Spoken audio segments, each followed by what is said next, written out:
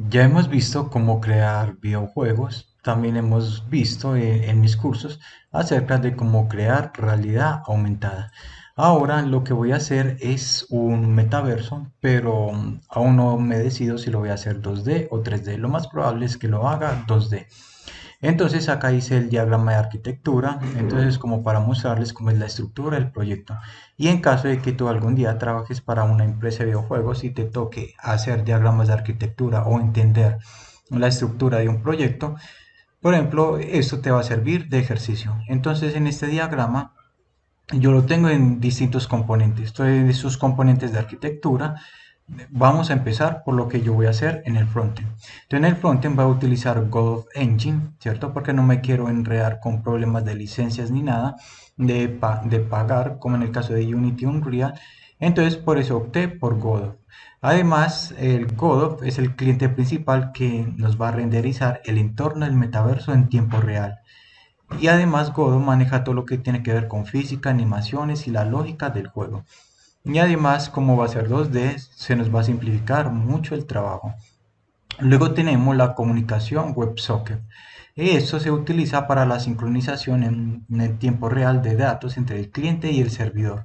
Además, Godot puede usar WebSockets para enviar y recibir mensajes por el backend PHP. Yo voy a utilizar PHP porque, aunque yo manejo Node.js también, pero el trabajo a veces me sale mucho más rápido en PHP. Además, porque yo llevo muchos más años con PHP que con Node, ya que con PHP llevo aproximadamente unos 12 o 14 años. Y por acá también tenemos la interfaz del usuario, de que sería toda la parte de la UI, donde tenemos los menús, los inventarios, el chat y otros elementos de la interfaz integrados en Godot. Y en la parte del backend tenemos el servidor PHP que maneja la lógica del servidor, incluidas las solicitudes de datos del cliente, la autentificación de usuarios, la gestión de errores y la lógica del negocio. ¿Listo?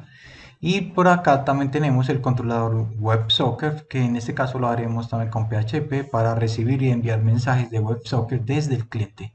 La API REST para operaciones que nos requieren tiempo real, como lo son el inicio de sesión, el registro, gestión de perfiles, entre muchas otras cosas que vamos a poder necesitar. Y el servidor de archivos PHP que almacena y gestiona el contenido estático como avatares personalizados, objetos y texturas.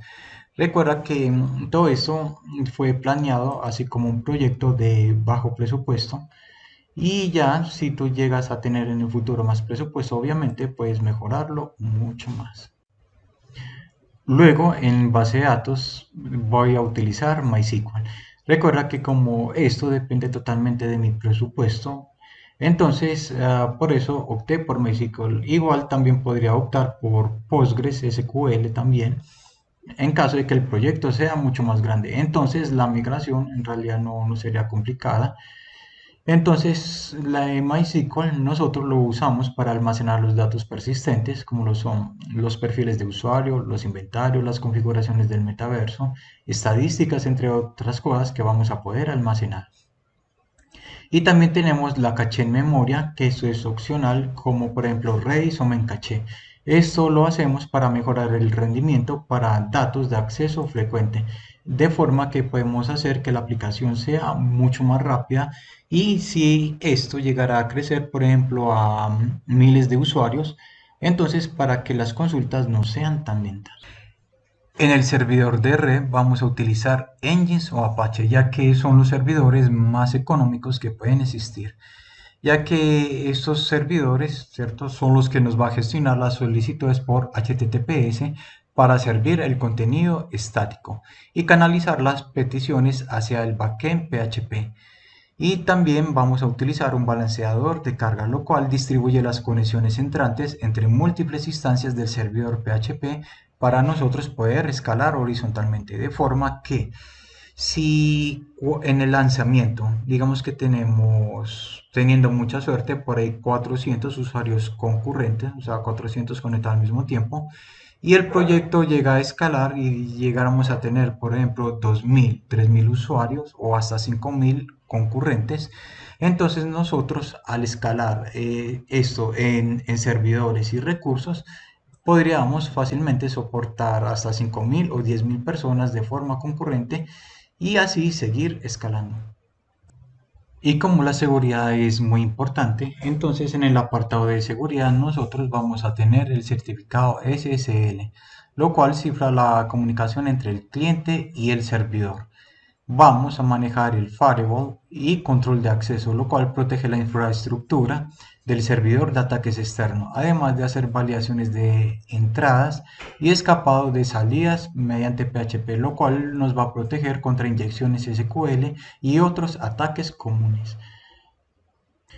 Y como servicios complementarios vamos a tener un servidor de mensajería, por ejemplo en este caso un RabbitMQ, que es de lo más usado, que eso se usa para gestionar eventos asincrónicos y colas de mensajes como actualizaciones del entorno del metaverso o notificaciones de usuario, además de los servicios de monitorización, que en este caso podría pensar en Grafana o Prometheus, que es para monitorizar el estado del servidor y métricas de rendimiento. Y en servicios de backup y recuperación de desastres, tener las copias de seguridad regulares de la base de datos y el sistema de archivos. Igual, si por lo menos este metaverso llegara al menos a tener 1.000 usuarios, ya se podría considerar al menos un éxito moderado. Muy bien, hasta aquí este video y ya lo otro es comenzar a hacerlo. Hasta pronto.